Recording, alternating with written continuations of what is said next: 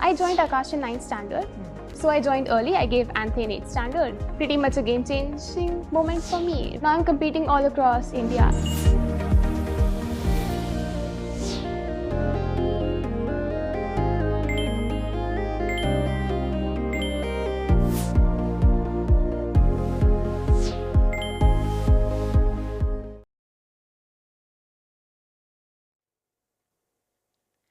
Hello everyone, good evening and welcome to your very own 6th, 7th and 8th grade channel. I'm Aishwarya and in our class today, we are going to be learning about the chapter Getting to Know Plants in One Shot. That means that in today's class, I am going to be covering all the concepts that are there from this particular chapter. So please make sure that you have your textbooks with you, you have it open. If you want to make notes during the class, you can do that as well. Otherwise, of course, I will be sharing it with you on our Telegram channel. So, of course, do not worry. All you need to do is to just pay attention in class because this chapter right here is a very easy chapter. And again, in your exams, when you are getting questions for science, this one is very, very important. So I want all of you to focus in today's class. Yes, I can see that a lot of you are here. A lot of you are excited for today's class. I can see Magical Waves, Aryan. I can see Siddhi, Shrishti. Yes, good evening everybody. I'm with my 6th graders after a very long time. Isha is here, Aditya is here. Hello. Hi Aruna, Akshita. Yes, good evening. Vaishnavi is here as well. That's amazing. Hi Vaishnavi. There's Aryan. Oh my god. Umer, Darshat, Drishti, Anushka, Anu, Anupama. Amazing.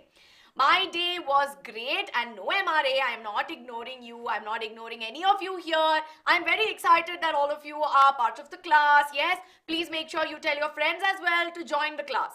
And in case if you are new to our channel and this is our first video that you are watching, or maybe it's the first time you're attending my lecture, what I would want you to do is to be excited for today's class. Do not worry. Please feel free to ask me questions. Yes, so please make sure you hit that like button, right? Hit that subscribe button because this is going to be the place where you will get everything, right? It's a premium destination and BYJU'S has got you covered just like how you've got us covered. So everybody, quickly hit that like button, mark your attendance. I'm going to be having a look. I can see that 35 of you are here, just 20 likes. So go ahead and hit that like button. Yes, hello Anushka, Anjali. I can see Akash is here. All right, amazing. Shrishti has a lot of doubts in this chapter. That is brilliant, brilliant. Keep them coming. Now, I know it's 8 o'clock, but please make sure that in case, right, that you are maybe, it's of course your dinner time as well. So, in case if that is there, you can go back and come as well, not a problem. But please make sure that you stay focused throughout the class and we'll try to wind this up in 1 hour, okay? Maximum or less than that also, we'll aim for it. All right, everybody, very quickly before we get started, I hope my audio, my video and my screen and what I am writing is visible to all of you. Yes, all good. We can get started, right? Yes, Alvina. Yes, all right. And give me a quick excitement level check on the chat. How excited are all of you for today's class? All right, MRA's got 25 out of 25. Congratulations. Very, very proud of you. All right. Yashraj says everything is perfect. Well done. Well done. Okay. 99 out of 100. Oh, that is brilliant. I can see a lot of brilliant students are here. So happy to be with all of you. Yes, all right. Yes, Vaishnavi, of course, of course. Ramani is excited. Anushka is excited. Isha is there. Okay, Isha, I will remember that. All fine. Suzanne also says all good. Let's get started. Now, of course, we are in October, right? October 2nd week and ANTHE is approaching. If you've still not registered for ANTHE, now is the time. It is the Akash National Talent Hunt exam, right? It is starting in November and of course, we have the ANTHE crash course going on for all of you. Of course, I know you are all 6th graders and of course, right now you may not be able to give ANTHE, but tell your brothers, tell your friends, if you have any seniors, you tell them, right? This is the time to register for ANTHE. It's very important and you know what? Next year I'll also give ANTHE, okay? So please make sure that you tell your friends about this as well. So now of course everybody, we are going to get started. And as we know, today's class is going to be on getting to know plants, right? Now, I'm sure all of you must be wondering, no? Ma'am, why should we get to know plants? We should get to know our friends, right? Or get to know our teachers. Maybe get to know our family.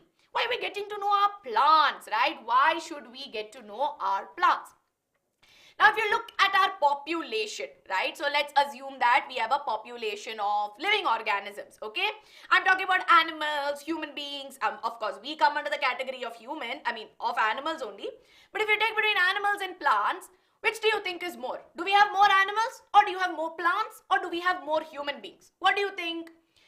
Can you tell me in the chat? Do we have more plants in our planet?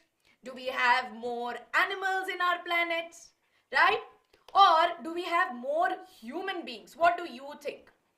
Because humans are everywhere, no? Y'all are telling me plants because you're like, ma'am, getting to know plants means it should be plants, no? Is that why? Okay, more humans. Most of you are telling me plants, plants, plants. Okay, some of you are telling me animals, more human beings. Oh, that's interesting. Yes. Can class 11 give Anthe? Yes, you can, Aditya. You can give. Animals? Yes, very interesting. Some of you are now wondering, no, we never really think about it. Who is there more in number? Yes, plants are everywhere. Humans and water. Okay.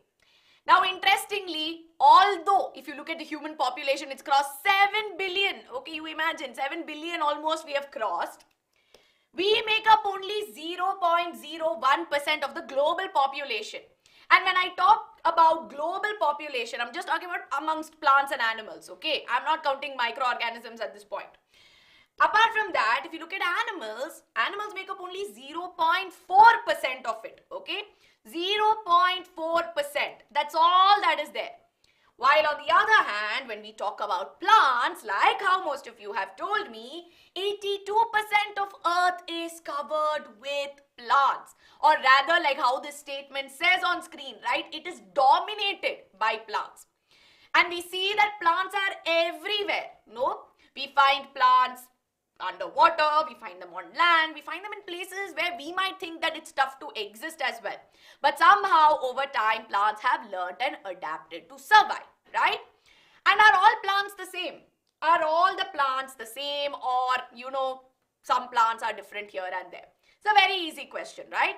The plants that we see around us, you go look outside your window, you will find some trees, you will find some small grasses, right? Yes, plants are not the same, no? Right, yes, very good, very good. Siddhi is telling me, yes ma'am, yes, plants are not the same. But there are different types of plants. All kinds of plants are there. Very good, yes. So let's have a look. As you can see behind me, right? We see that there are so many plants behind me, right? Yes, some are tall, some are small, even the kind of green color that is there, no? It's all pretty different, yes? Now here again you see another scenery. These are all plants as well, and they're all different, right? Now this is of course in land, yes? Now we know plants can survive underwater. There are underwater plants as well which are there. And interestingly, there are some indoor plants, no? How many of you have plants inside your home? I'm just going to step aside. See, we all have indoor plants. Yes, how many of you have these plants at home with you? Yes, a lot of you are telling, ma'am, I have indoor plants. Yes, right. And all of you know Ankita ma'am also. If you see Ankita ma'am's house, no, inside she has beautiful collection of indoor plants. She loves maintaining them, taking care of them, right? She's a very big enthusiast like that. I can see some of you saying you have tomato plants, rose plants. Yes, in your balconies you will have plants, right? And you see that they're all different, no? The plants that you see on that end, what you see on this end of it, they are quite different from what you progressively see towards this side. Yes, money plants, creeper plants, so many different kinds of plants that are there. But we know plants are dominating the earth, right? There are so many different kinds of plants that are there all over the planet. But why are plants important? Some of you have already told me the answer, so I want you to tell this to me once again. Why are we learning about plants? Why are they important? And if they are dominating the earth, is it of any benefit to us? Yes? Right. Very good. Very good. Flowering plants and money plants. Yes, some of you are saying I have 100 plants at home. Yes? Why are these plants important? Very good. Plants give us oxygen to breathe, right? We know that in the air we have oxygen that is extremely necessary. We get fruits and vegetables, yes? So we see that they provide living organisms with food, not just us, right? Including the animals that are there. We know that there are some squirrels, maybe some monkeys, some examples of animals that I'm giving you, birds. They all feed on nuts, they feed on the plants. Yes, very, very good. Now, apart from that, like how all of you have already told me, they provide us with oxygen. And we know that we will not be able to survive with oxygen, right? So, they do provide us with oxygen. Now, apart from this, we also see that they are home to many living organisms. Yes, Isha, they give us a shed. They are home to many, many living organisms, right? And of course, apart from that, we also know that it plays a key role in regulating the climate, right? So whether it's your water, and when we talk about rain and all of that, if you see, the plants actually have a very important role, right? Which is why plants are extremely important. Are we clear so far why we need to learn about getting to know plants? Only if you know this, the rest of the chapter becomes, which is already very interesting, will become even more interesting. Yes? Right. Does a plant have transparent leaves? So naturally, maybe not, but we can make it transparent. And we will be doing a class later on where we do some activities also. Okay, so don't worry, we'll be doing some very interesting ones. Do all plants need chlorophyll? I will answer this when I do the part on leaves. Can I do that? Yes?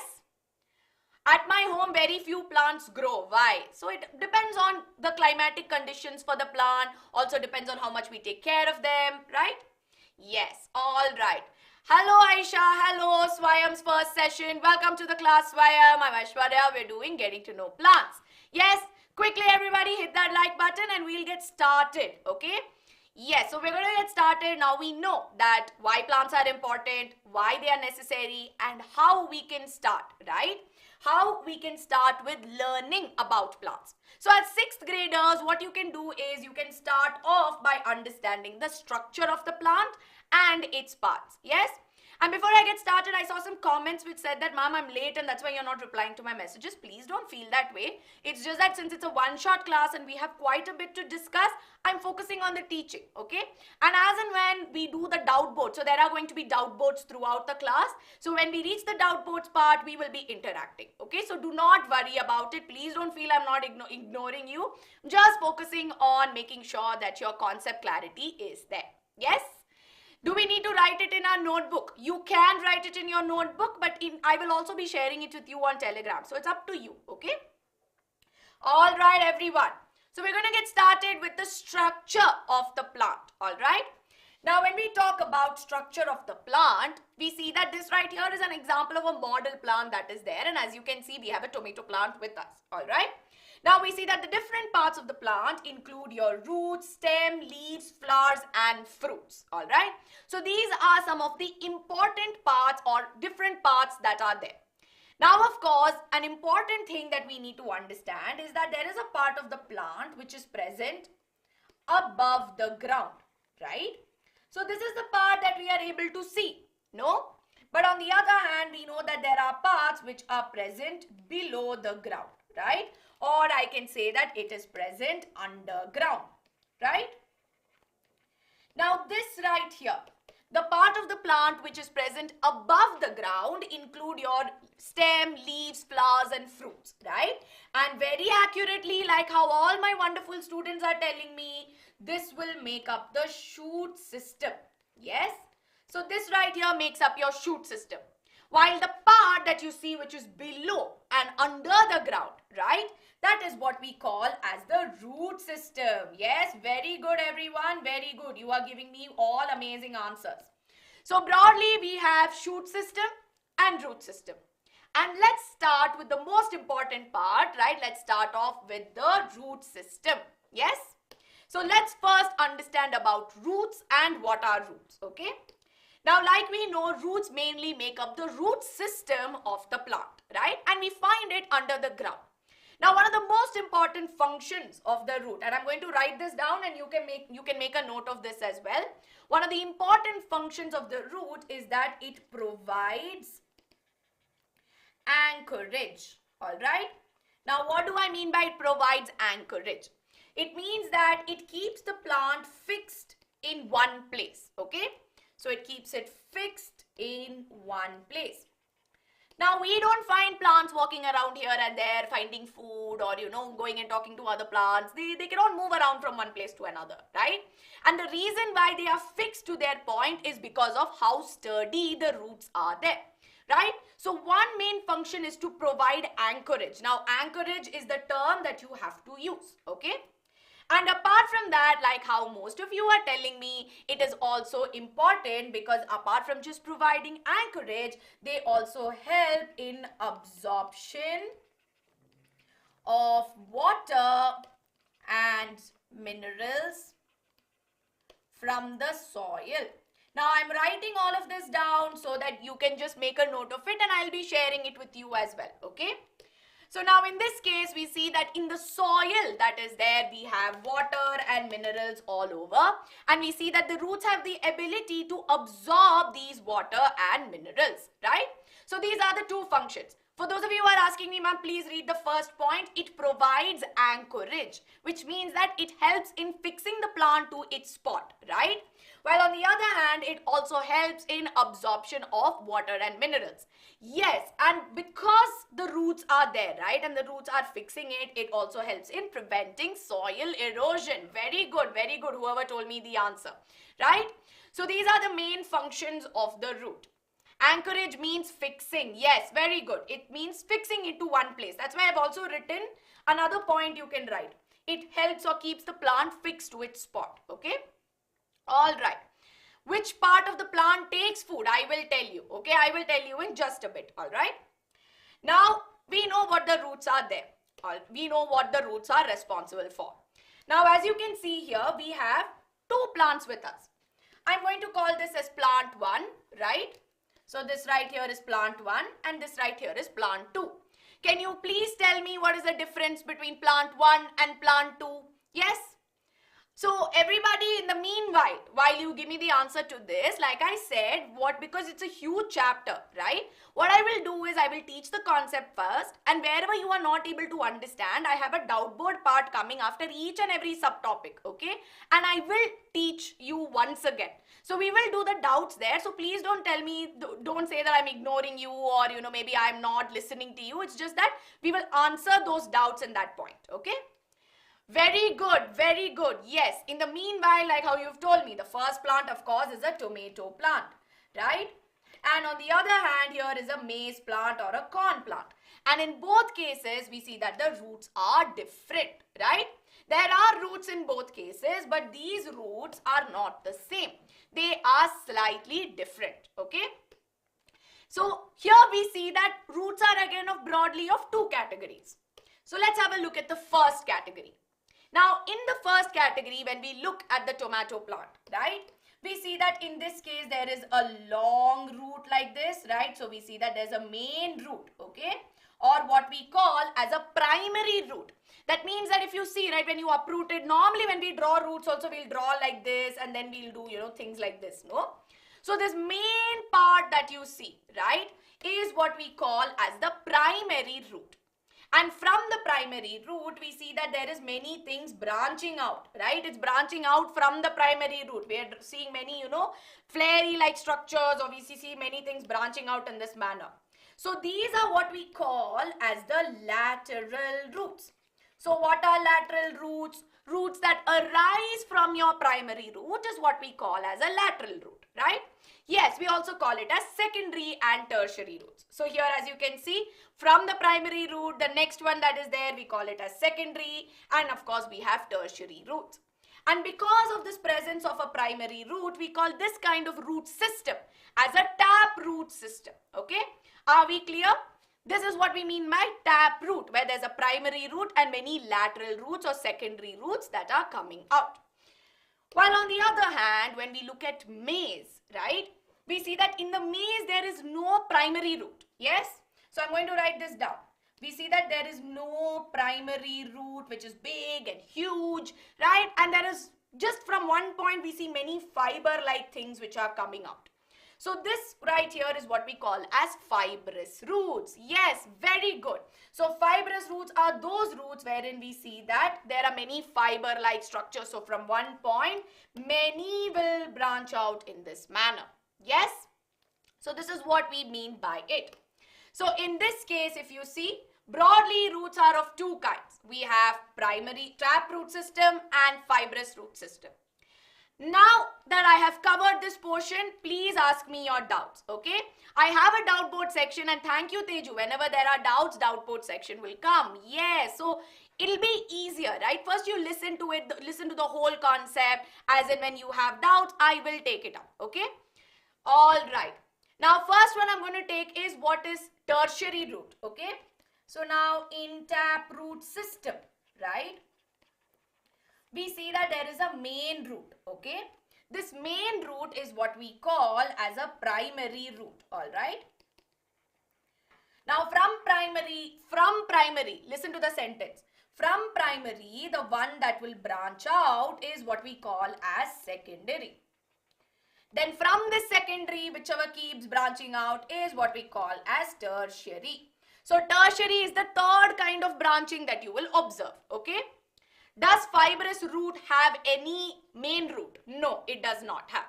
What is primary root? Primary root is the main root, right? It is the biggest, broadest. It's almost like a central thing that will keep going down. That will keep descending down and growing. And this is what will expand in the side way. So if you've seen big trees, right? You see that they'll have a very elaborate one and one which will go deep down. That is what we call as a primary root. Yes? Are we clear? I hope I've answered your questions.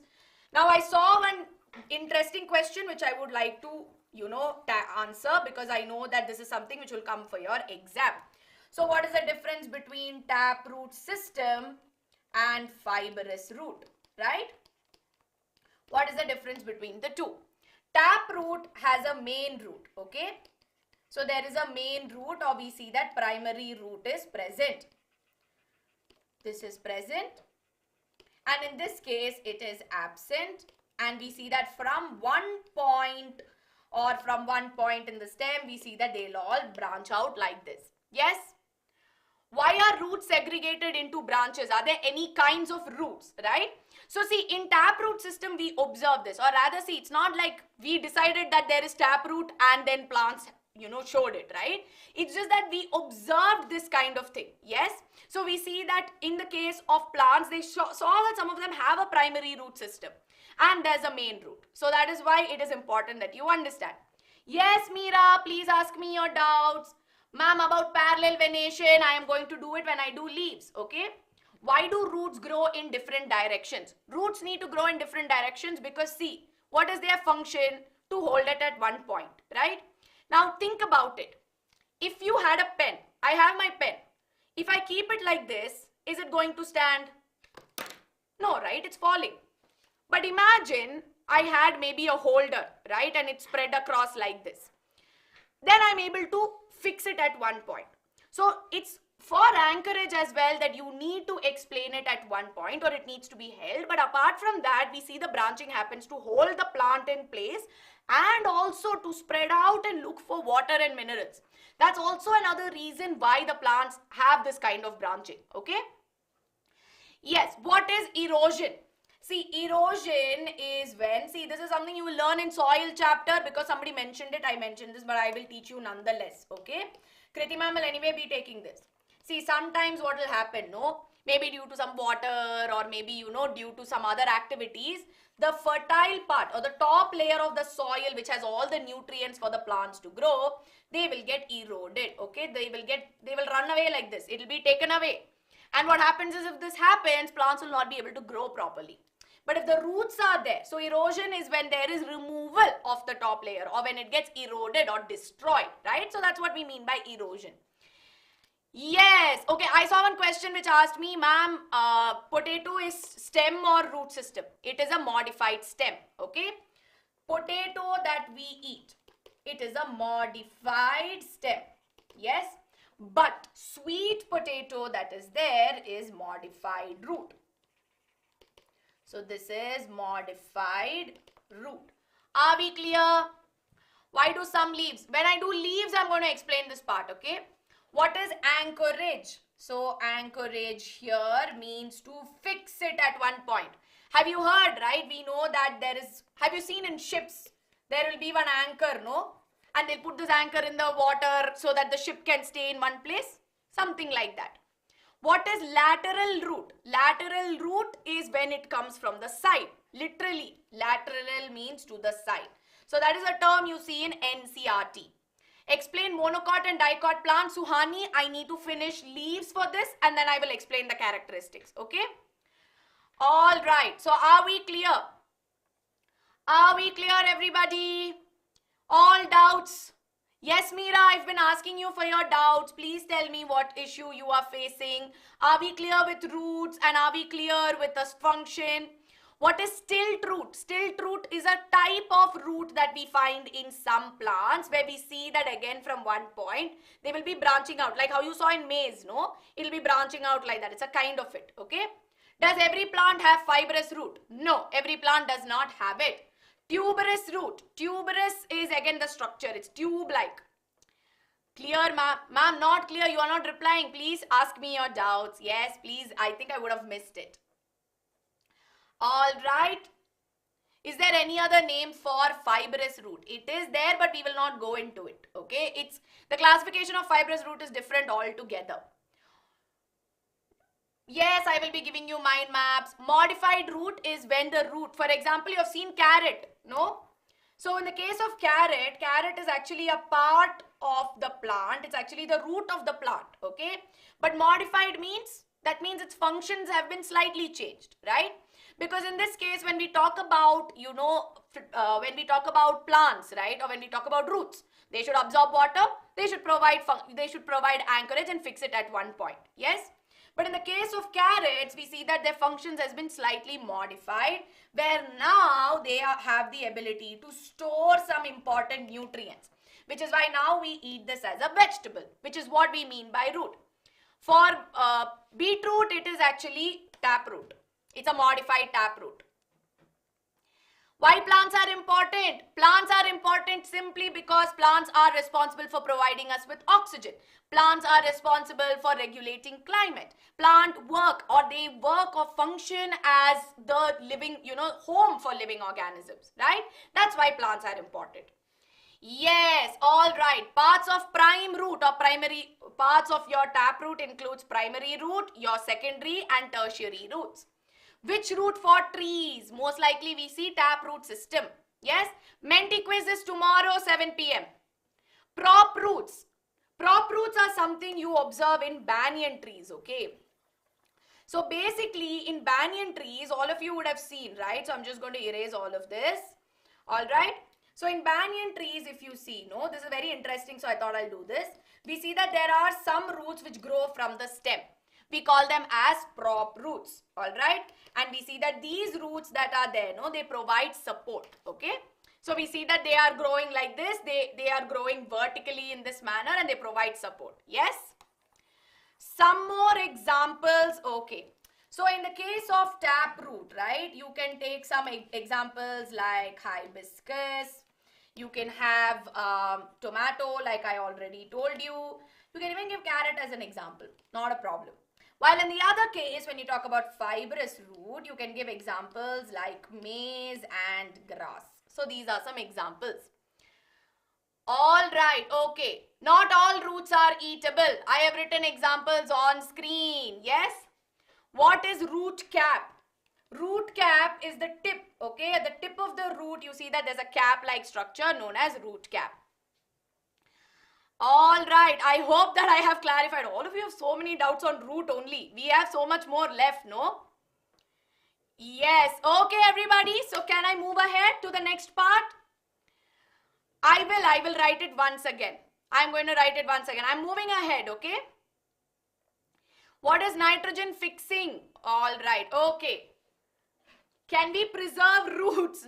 We cannot preserve in the sense, it depends, okay? Like there are various ways in which you can preserve it. But again, scientifically. How to know which is taproot and fibrous root, I will tell you in just a bit. And Meera, I have explained your doubts. Aditya, I have explained your doubt as well on why plants are important, right? What are the two types? We have taproot and fibrous root. These are the two types which are there. All right, everyone. Okay, no doubt. What is root hair? So in your tertiary roots, you see that at the end, no, they will go and they will keep branching out finally into hair-like structures. Yes, okay. All right, one last time. Do fibrous root have many types? So I'll say no. There's not many. I saw one question there which says, ma'am, can you please discuss about venation? Students, when I'm doing venation, I'll do it when I'm talking about the leaves. Okay, can we please wait for 5 minutes? I want questions just on root. All right. When we plant a seed, there is no root. How did it grow? Yes, very interesting question. So in the case of seed, right, if you see, inside there is an embryo. All right. Now we see that this embryo is nothing but the baby. It's a baby plant. Now we see that there's a part which is known as the radicle. And this radicle is what will grow into the root. Yes? Venation I will discuss when I'm doing leaves. Okay, everybody? Are we good to go? I'm moving ahead. All right? Because we have discussed a lot about roots, no? So venation, everything I will do when I am going to do about leaves. Yes? Now the next set of doubts I will take in the next doubt board. All right, last question. Nitrogen fixing plant. Nitrogen fixing plant that is there. No, we see that it is a plant which has the ability to convert gaseous nitrogen into something which is, usable by the plants. Yes? I hope I have solved it. Now I'm going to move on to the next part. So now we discussed about how roots are helping us absorb water and minerals, right? And water and minerals need to be utilized, right? So they need to be utilized by the plant to make food, yes? So in this case, we see that there needs to be something that will transport it. So we see that the stem is what is responsible. So the next thing that we're going to study about is stem. Now we see that the stem that is there is part of the shoot system. So now we have covered root system. We know everything about it. Now we will move on to shoot system and we are now going to be talking about stem. Okay. Everybody who's asking me what am I going to be discussing, I am discussing about stem. Okay. Now we see that just like how all of you told me, in a young plant, we see that in the seed there is the embryo, right? So what is embryo? Nothing but baby, right? Just like how we grow from babies, plant is also going from a baby, no? Now we see that this embryo right here, so I'm going to remove this part, has two regions. It has a radicle, right, which will grow into your root, and it has another part called as plumule, which will grow into your shoot. That means stem, leaf, flowers, everything will come from here. What is embryo? Baby plant. I have written it on the screen. It is a baby plant. Okay. Now here we see that the stem grows upwards in direction. So the roots will grow downwards and the stem here will grow upwards. And we see that as it keeps growing, we see that the stem is the part of the plant which provides, right? So we see that this is what provides support to the plant. So I'm going to write this, I'm going to erase it so that you can see.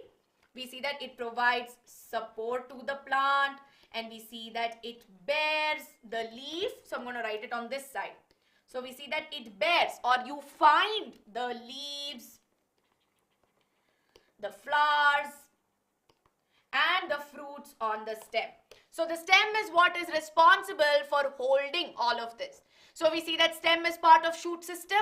Stem provides support. How? We see that it bears the flower, we see that bears flowers, fruits and it bears the leaves. Yes? So in this case, we see that this is the role of the stem. Now, apart from that, we also see that the stem is responsible for transporting. So if you take the stem and you cut it in half, okay, and you observe under the microscope, we see that there are many tube-like things which we find inside the stem, okay, and we see that they are responsible for transporting your water. So whatever is absorbed by the roots, the water which is absorbed by the roots will then be transported through the stem. And we see that there's a special channel through which your water will be transported, right? And through which food that is needed by different plants is being transported. right? So this is the role and the function of the stem. Yes, very good, Vinita, very good. And yes, I will again tell you, I can see, yes, Teju, there's a rain of questions. But again, for those of you who are telling me, ma'am, I asked you a question, all your questions were related to leaf, and when I'm doing leaf, I will solve those parts, okay? Very good. It conducts water from the roots, right? So it's responsible for transporting water from the roots all the way to the upper parts of the plant, okay? All right, I'm going to explain this once again. What is the role of stem? So we see that stem is part of the upper part of the plant, okay? So we see that it is part of the upper part of the plant, and we see that it provides support to the plant, okay? So it is providing support. How is it supporting? It is providing support by bearing leaves, flowers and fruits, okay? That is what it does. Now apart from this, it also bears the fruits that are there in the plant. Now apart from this, we also see that the stem that is there helps in transporting water and food materials to different parts, right? So it is also responsible for this. So it's important that you understand this. Now apart from this, we see that stem of different plants are not the same, right?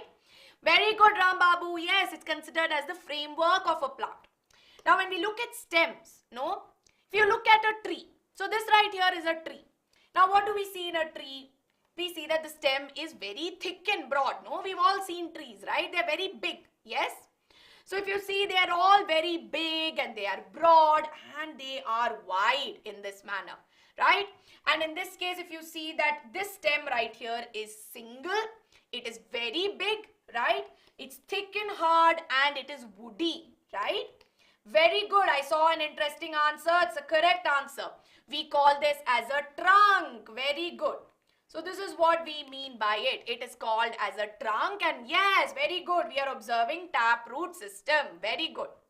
So one type of stem, if it is thick, woody, broad and trunk-like, like how we observe in trees, we call it as a trunk. But on the other hand, if you've seen roses, right? If you would have all seen roses, we see that the roses that are there have a thinner stem. They're not very wide and broad like the trees. They're a little more thinner like this, and we see that they are woody again, right? But unlike trees which are very tall, no, we see that these roses are a little more shorter in height, okay? So in this case, when it is thick, hard, woody stem, but it is relatively shorter and more narrow, we call this as a shrub, right? So we see that this comes under the category of a shrub. So if you see, even your lemon plant and all of it comes under the category of shrub. Yes? So this is the second kind. So you can categorize plants based on the kind of stem. You can categorize them as trees. You can categorize them as shrubs, right? Yes, they are thinner stems, but they are hard. Very good, Aishwarya. Very good. Yes. Now on the other hand, we have some plants, right? We see that we've all seen, coriander. No, all of us have seen coriander at home. Anybody who's not seen coriander? We've all seen coriander, no? Is the stem called as the trunk? Yes, the stem is called as a trunk in the case of a tree. Very good. Very good. Yes, we've all seen coriander. It's all at home. Now, we mostly use it, right, for cooking. Now, in this case, if you see, they have a green, very thin. It's not very strong, right? It's a little more thinner.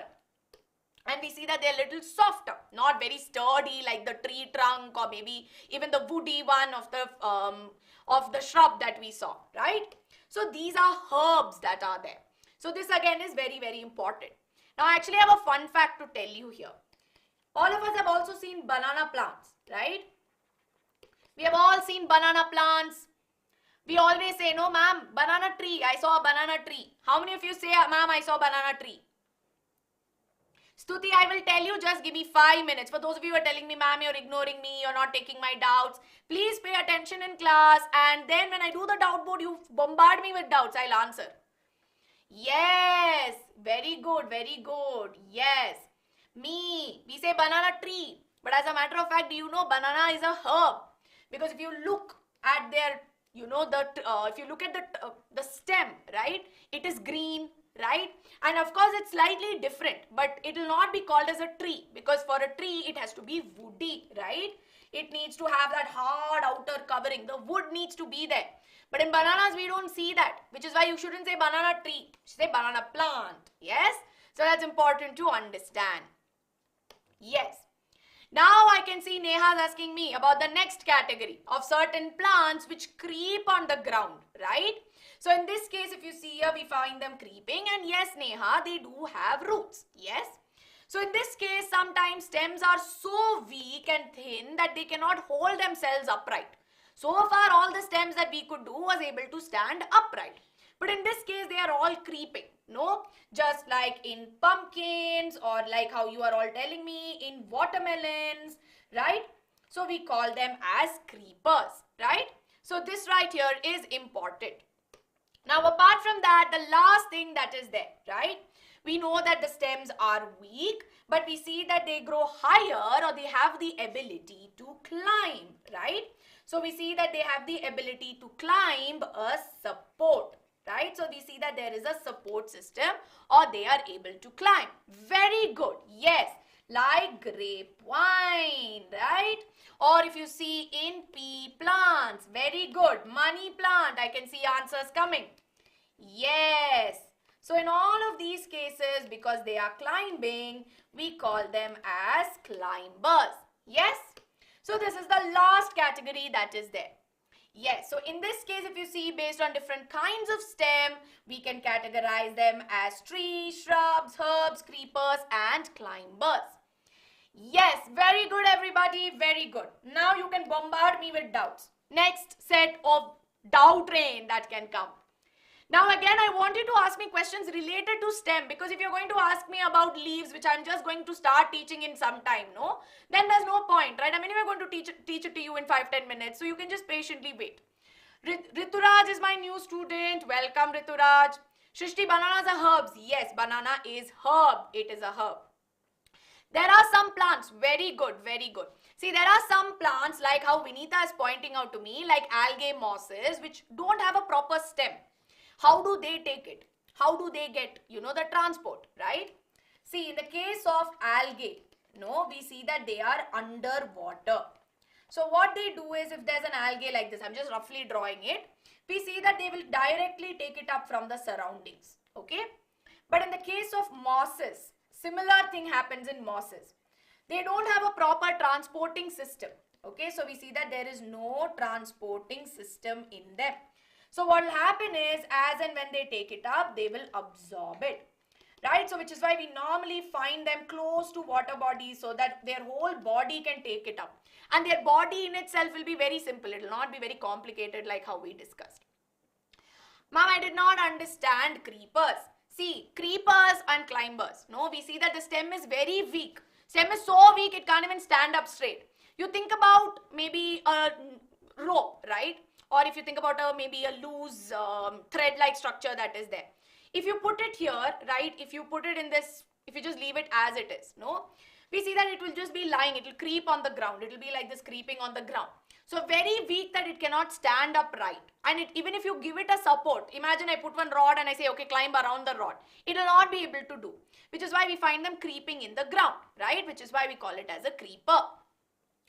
Onion is a modified leaf or stem. Onion is a modified stem, okay? So we see that it is a modified stem. Are we clear? And if you see those other structures, you see, they are the modified parts. Those scaly leaves, fleshy leaves. So the parts that we eat are the fleshy leaves that are there.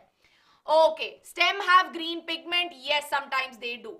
Onions have root or stem. They do have that. They do have roots. Have you seen an onion? At the bottom, we find those fiber-like things. No, they have roots. What is rhizobium? See, rhizobium is a microorganism. Okay. So we see that rhizobium is a microorganism, which means it's a very tiny bacteria that is there, which has the ability, which we find in pea plants, leguminous plants that are there, right? We see that they have the ability to convert nitrogen, which is in gas form, into some other things like soluble nitrogen that is there, which they can absorb. Again, Akash, you are asking me about parallel venation, which I am going to be discussing in 5 minutes. Please wait, okay? What are tubers in stem? Or in stem? Or are you asking in potato? Why is potato a stem and sweet potato a root? That is just the way it is modified, right? What are tubers? They are modified stems. Tubers are nothing but modified stems.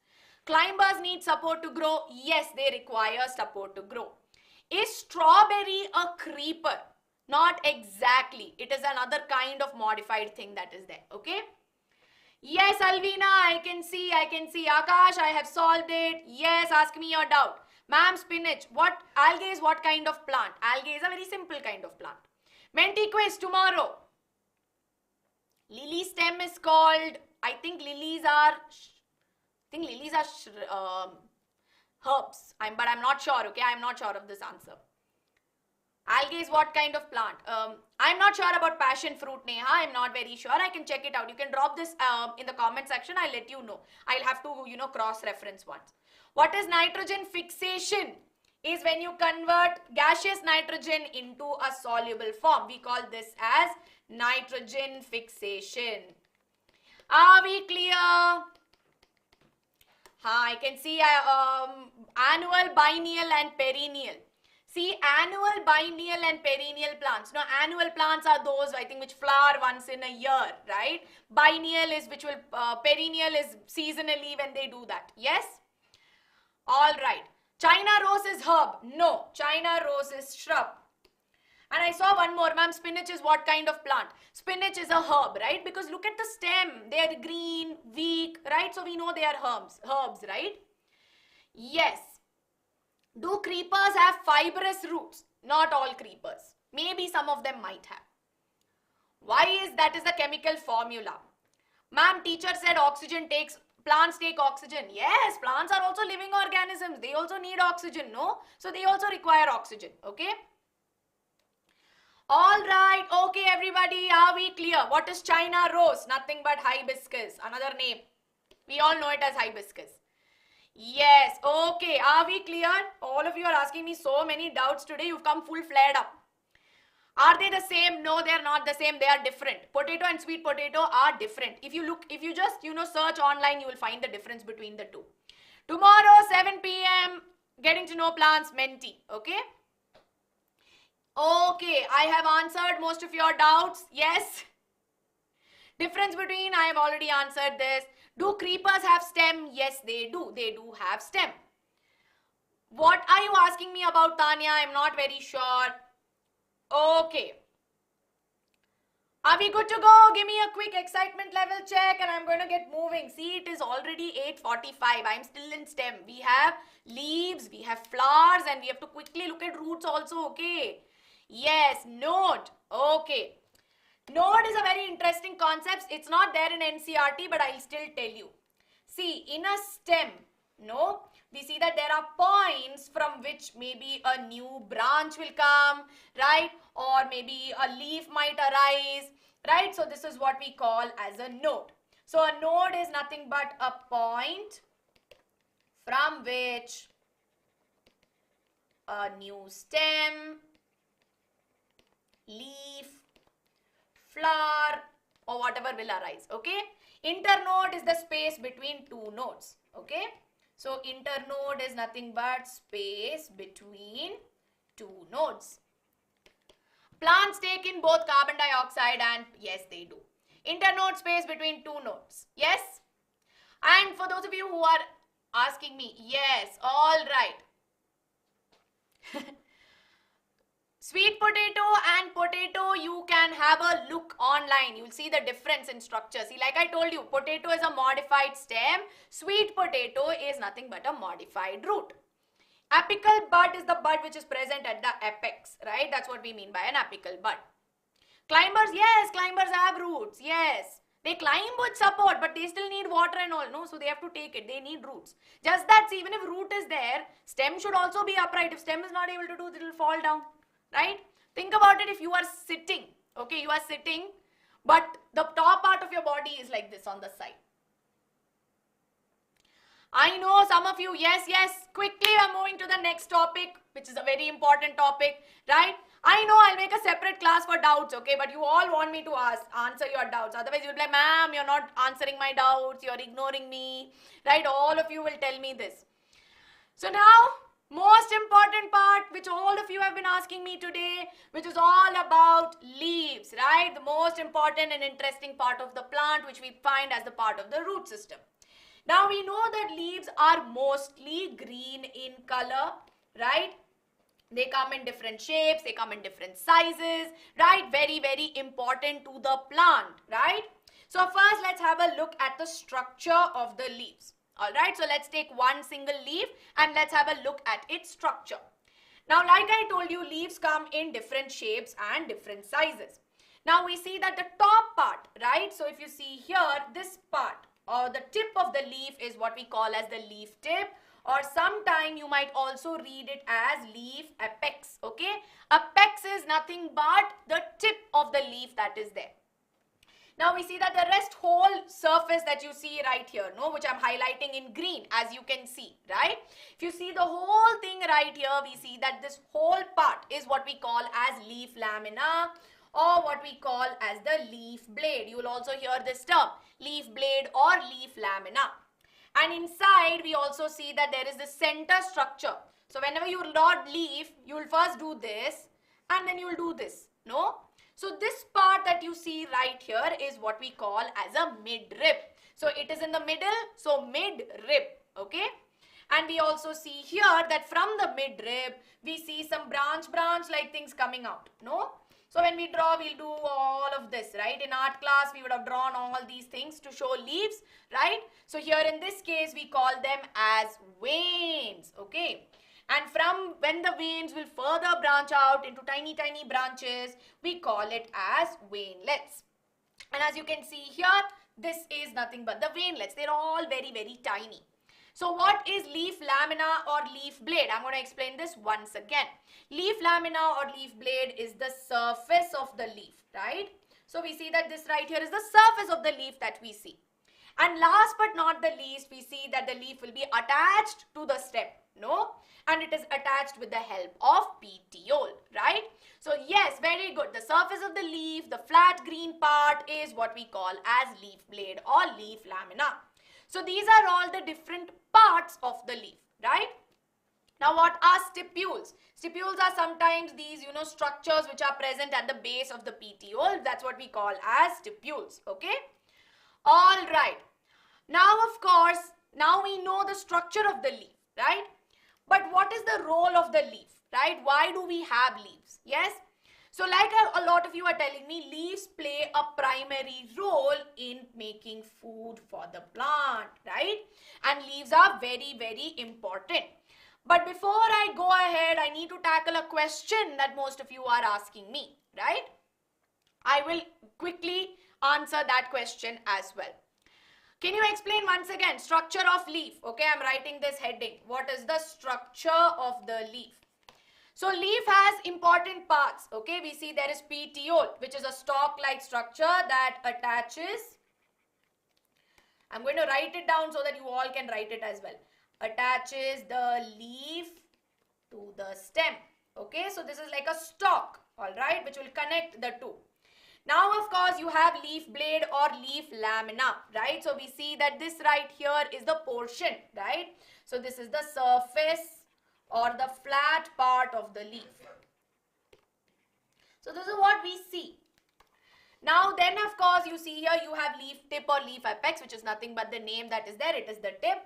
Midrib is the middle part that is there. So the middle prominent line that you see is the midrib. And we see that from the midrib, you have these branch-like structure known as veins which arise. And from veins, you have veinlets. Okay? So this is important to understand for structure. Now, I have another question for all of you. You have two types of leaves on both sides. Okay? And this is your popular question for today, ma'am. All day I've been getting questions. Very quickly tell me what is the difference between these two. Two kinds of leaf that you see on screen. What is the difference? I want you to observe leaf 1. Okay, I know my hands are getting cut out, but it's okay. You see leaf 1 here and you see leaf 2. What is the difference? Yes. Vaishnavi, I want to answer that question, but because it's 9th grade and we are in 6 to 8, you can post it in the comment section. I'll answer it, okay? Because our 6 to 8th graders may not follow what that means. So I will not be answering it in the live, but I'll definitely give you the answer maybe towards the end. Very good, very good. Their venation and their shape, right? So we see that the shape is different in both the cases. And you've used a very important word here. You've used the term venation. Now all day I've been getting this question, so I'm going to write this definition down. What do we mean by the term venation? So venation is nothing but the arrangement of veins on the leaf. Very simple and easy. All of you, please make sure that you take a screenshot of this because you will have doubts, right? So what do we mean by venation? It is nothing but the arrangement of veins on the leaf, right? And like you told me, both the venations are different, right? So we see that in one case, we saw that there is the midrib, okay? So we see that you have the midrib here. And from the midrib, you have the veins which are branching out like a network, right? So they are branching out in random directions, right? So this right here is what you call as reticulate venation. So reticulate venation has a network-like branching or net-like branching. Very good. While on the other hand, when you talk about parallel venation, we see that there is the midrib here, right? So if you see, there is the midrib. And the veins which arise from the midrib, no? We see that these veins are parallel to each other. Now they can be parallel like this or they can be parallel like this. Yes? So this is what we mean by parallel venation. So I'm going to write the definitions on screen. You can take a note of it as well or take a picture. Yes? So reticulate venation is when the veins have or are branched out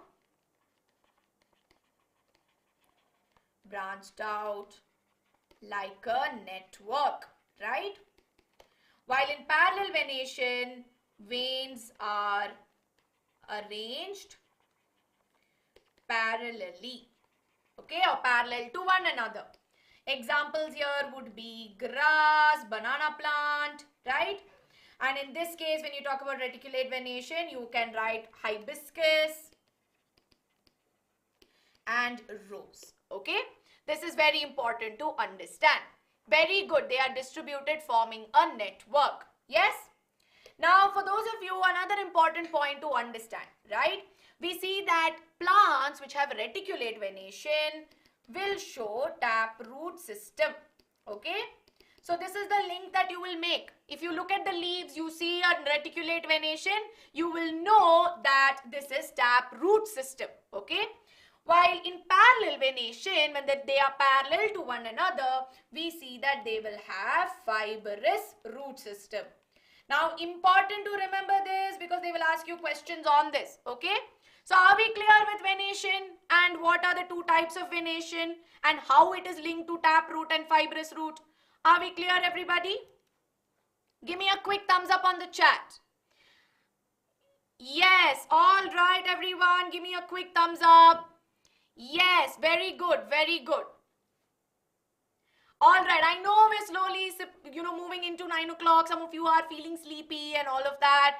So try to stay focused as much as possible, okay? And I will be sharing the notes with all of you. Don't worry, okay?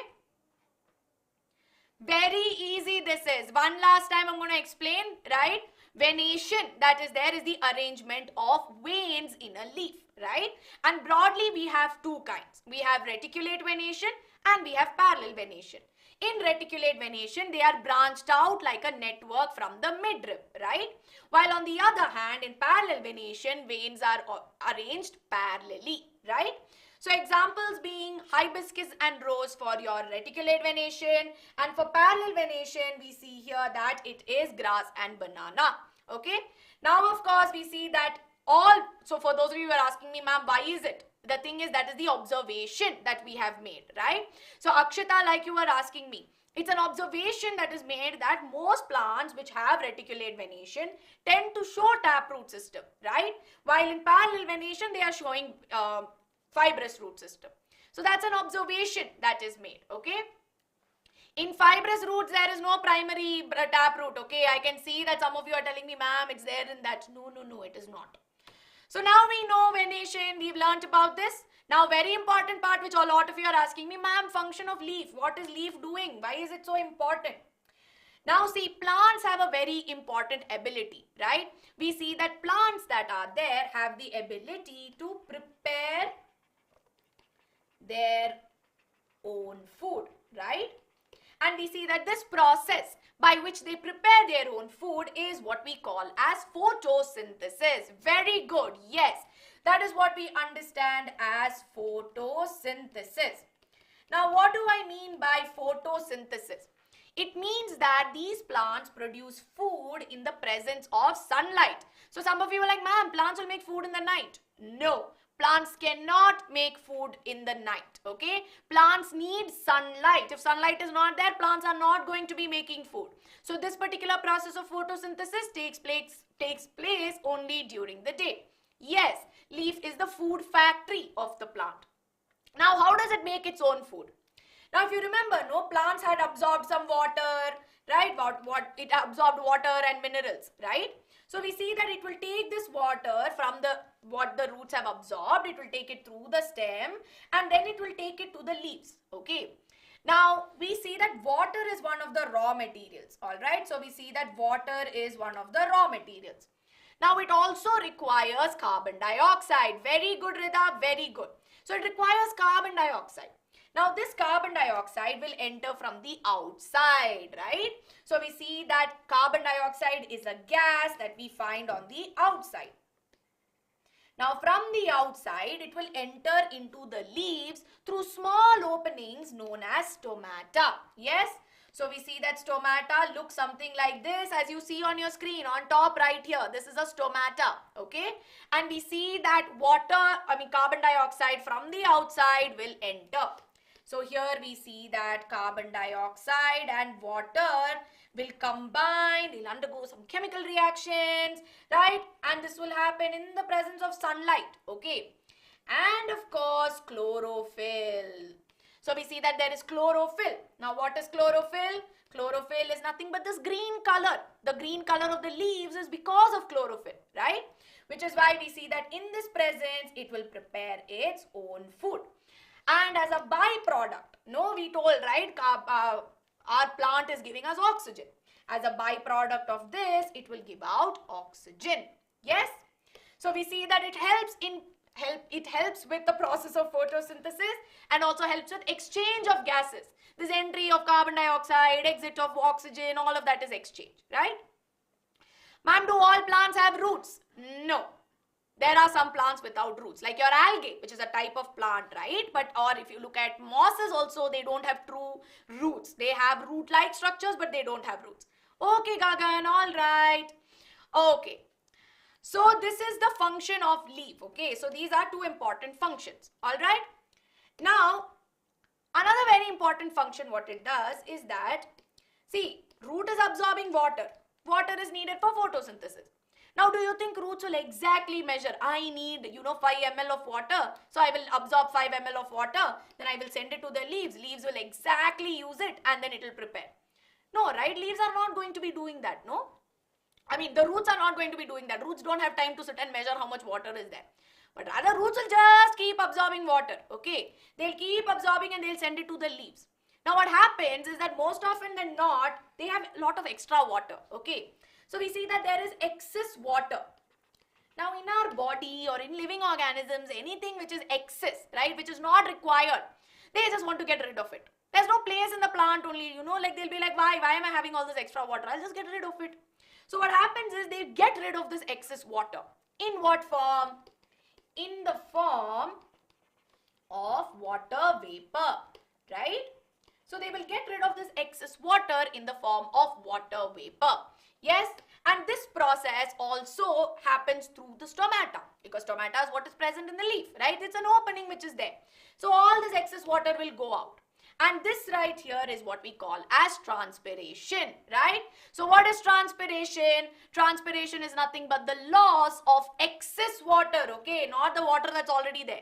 Extra water in the form of water vapor is what we call as transpiration, right? So it's important to understand this. And last but not the least, we see that, during its bud stage, it will protect it, okay? So this is an additional function of the leaf. So now, time for a quick doubt board, everybody. Now, I have a very interesting question from Neha. Ma'am, if we eat breakfast, lunch and dinner, what about plants? Do they also have 3 meals or 2 meals? See, the concept of breakfast, lunch and dinner is something that we do, right? As humans, we have that kind of concept because we need to eat, right? In the case of plants, whatever food that they use, as and when they need the food, they'll keep eating it or they'll keep utilizing it. We will not use the term eat, okay? But rather we will use the term utilize, alright? So are we clear? Okay. Ma'am, do plants make food at night? No, they do not make food at night. Does stem support creeper plant, and if not, why are they present? See, and what is the water and food pipe get mixed? Very good questions, Drishti, very good question. Question number 1. Does the stem support creeper plant? See, to provide the stem does support it, but not in an upright manner. It does not, make it upright. It is there.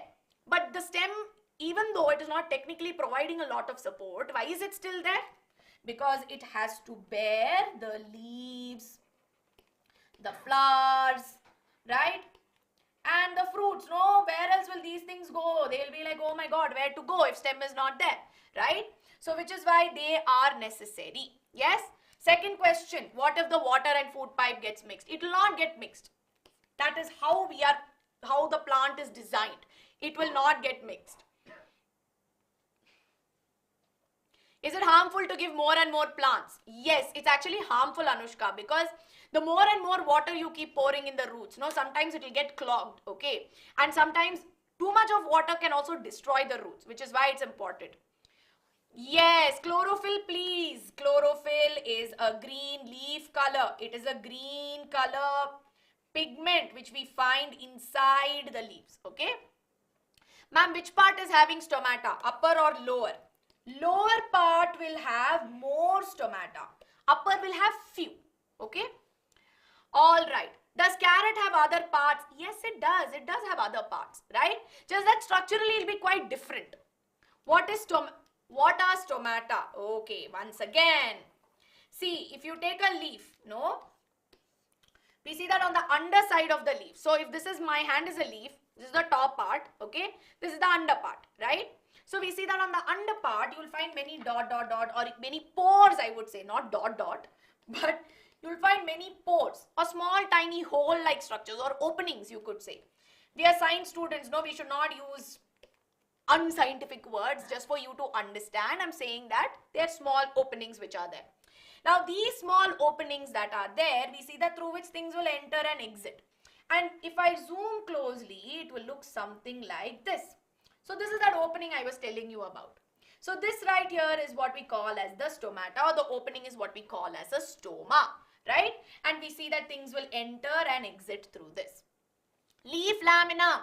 Leaf lamina is nothing but the surface, right? This part that you see. If I take a leaf, this whole part is what we call as leaf lamina, right? Yes. All right. Very good, very good. All plants need chlorophyll. To prepare their own food, they require chlorophyll. But does not mean that there are some plants without chlorophyll as well. So if I have to give you an example, you have cuscuta. Now cuscuta is like thread-like things which are there, which are yellowish in color, and they cannot perform their own, prepare their own food, right? So we see that these kind of organisms will not be able to prepare their own food and they have to go ask for food for somebody else. Okay, all right. Ma'am, I'm hungry, finish fast. Yes, I will. I also want to finish fast. All right, functions of a leaf. I'm going to take 2 more questions, okay? Because I'll club these questions. I can see some of you are asking me, ma'am, function of leaf, transpiration and photosynthesis. I'm taking these questions. See, now we know that plants, especially green plants that are there, they have the ability to prepare their own food, right? So we see that they prepare their own food. Now they do this by the process of photosynthesis. Now photosynthesis is a process wherein we see that carbon dioxide, okay? So carbon dioxide from the surrounding will enter into the leaf. Then you have your water which is transported by the stem. It will go through the petiole, midrib, veins, veinlets, reach all the different parts, right? So here we see that water will combine, and we see that this happens in the presence of sunlight and chlorophyll, okay? Chlorophyll is already there in the leaf. Sunlight is now falling in the morning, okay? So in this case, we see that it will combine wherein it will make its own food, alright? So this is what we understand as photosynthesis. And as a byproduct or a waste product, what it produces is actually oxygen that is actually necessary for all of us, right? So this is what we mean by photosynthesis. Now what happens is this water which gets absorbed sometimes is too much. We don't need this much water. Plant does not need this much water. So what happens is excess water is lost in the form of water vapor. And this process is what we call as transpiration, wherein excess water is lost in the form of water vapor, right? Ma'am, chlorophyll making leaves green. Yes, chlorophyll is what makes it green in color. Yes.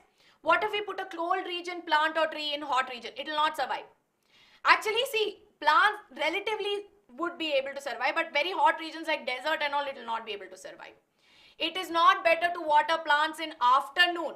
So normally we say it's not better because, see, again, transpiration is happening, excess water is going, and because if there's too much sunlight, water will go fast, right? There are a lot of reasons why that happens. But the main reason is because there's too much. It's very hot in the afternoon, no? So this water will be lost faster.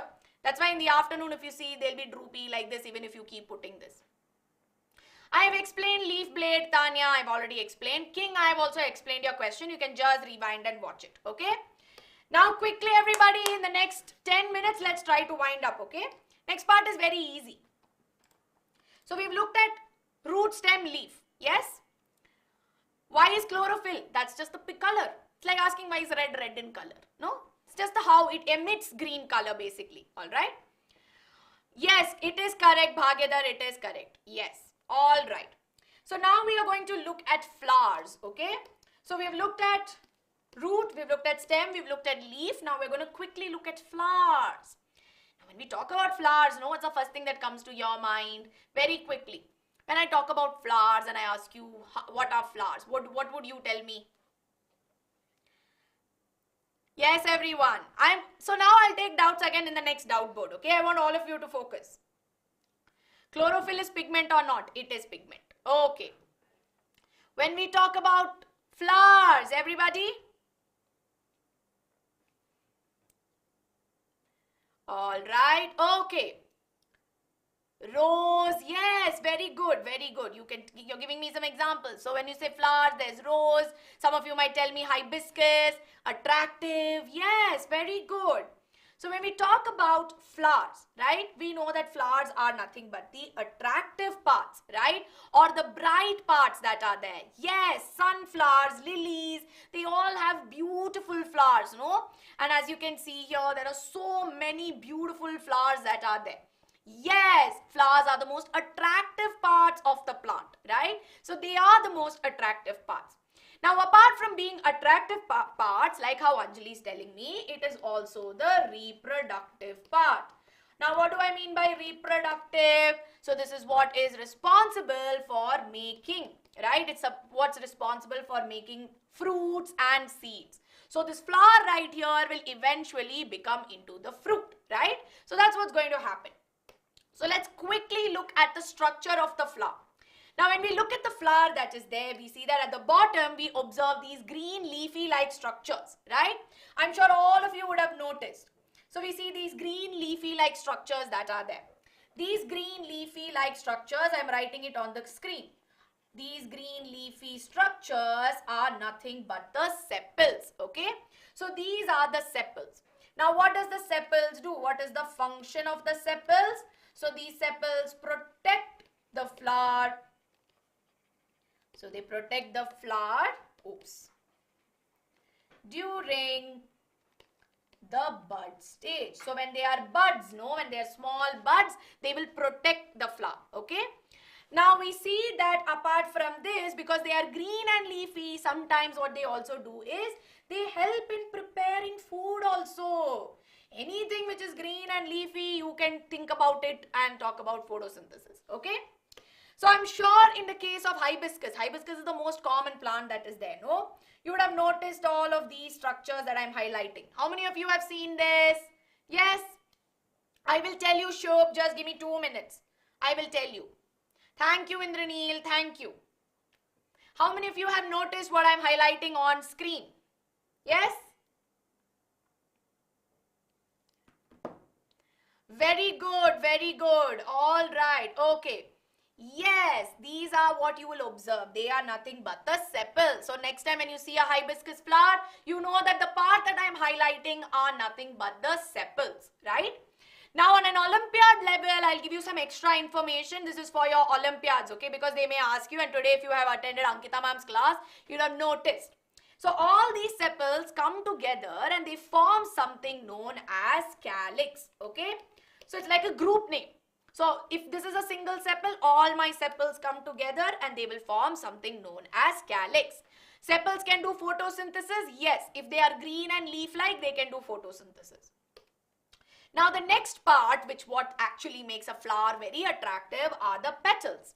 And most often than not, we see that petals are brightly colored, right? And we see that they are brightly colored to attract insects, right? So we see that they will come, they will attract insects, and they will come and they will visit, which is why we have petals in them. And petals come again in different shapes, different sizes, as you can see here. Some might be few in number, some might be many in number, just like how we observe in water lily, right? And all these petals. So single one is petal, multiple of what we call as petals. All these petals will come together and form corolla. Yes, it is the most attractive part of the flower. But if you see, I told you in the beginning that, flowers are the reproductive parts, right? So why are they the reproductive parts? So that's what we need to understand.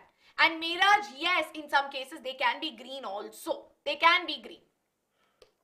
So now we see that there are reproductive structures, right? Which means that these are structures which are involved in making a new young baby plant, right? So we see that we have stamens. Now stamens here is the male part. And if you take a single structure, it will look something like this. Yes? So this is a single stamen. It is the male reproductive part. Okay? So this right here is the male reproductive part. And we see that this part, in the stamen, again, there are two structures. So we have an anther and we have a filament. Now filament is nothing but a long, stalk which will attach the anther to the base of the flower. Okay? And we have anther which will produce this powdery substance known as pollen grains.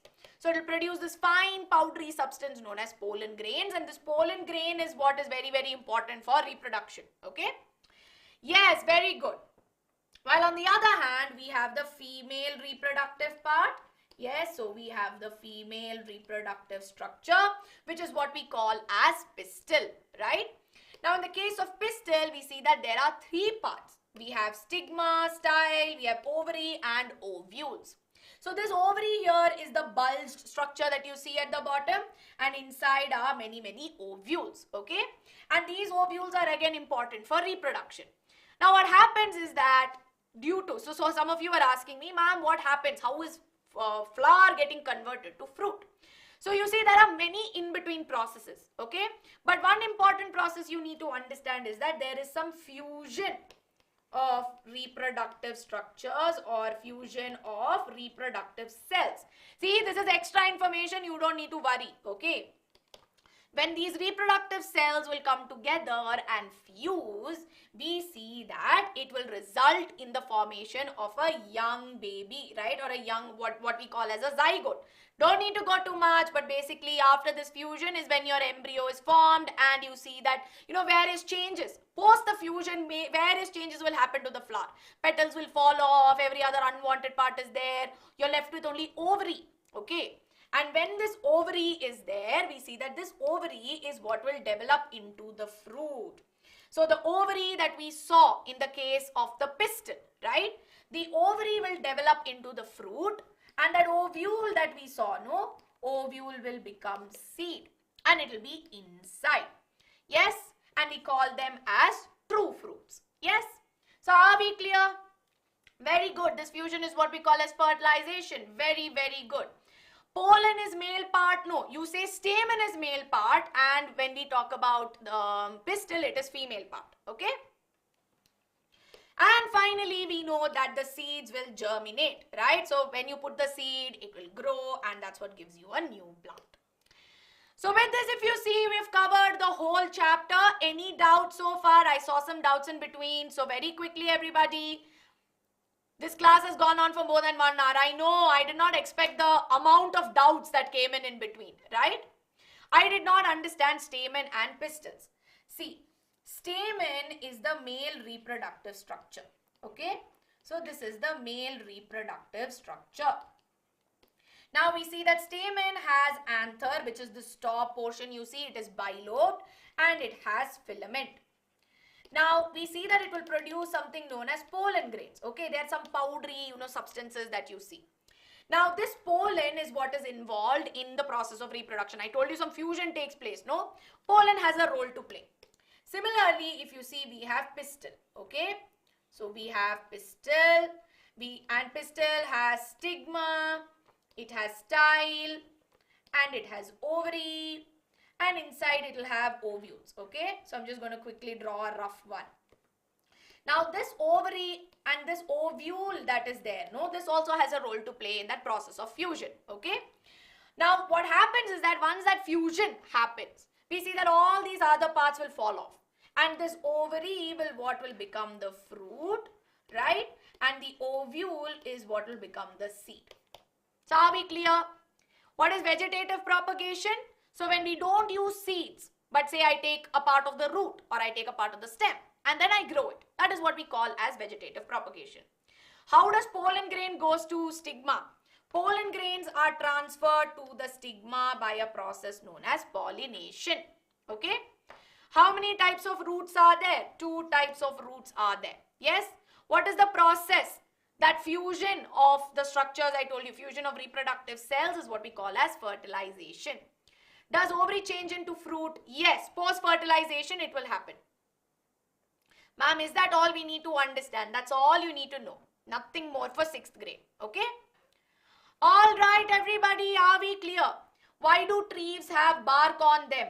Trees have bark on them to provide protection. Okay? To provide it. Bark is a protective in nature. Are we clear? Xerophyte plant is, it wants water. There is too hot. So how did it grow? It's an adaptation in the case of xerophytes, right? Xerophytes are able to survive. It's an adaptation why they're able to do. How many types? 2 types of roots are there, Vidya. Ma'am, what is androecium and gynoecium? All the stamens, no, form the 3rd group, which is what we call as androecium. Okay? And all the pistil that is there, I'm going to write it on top.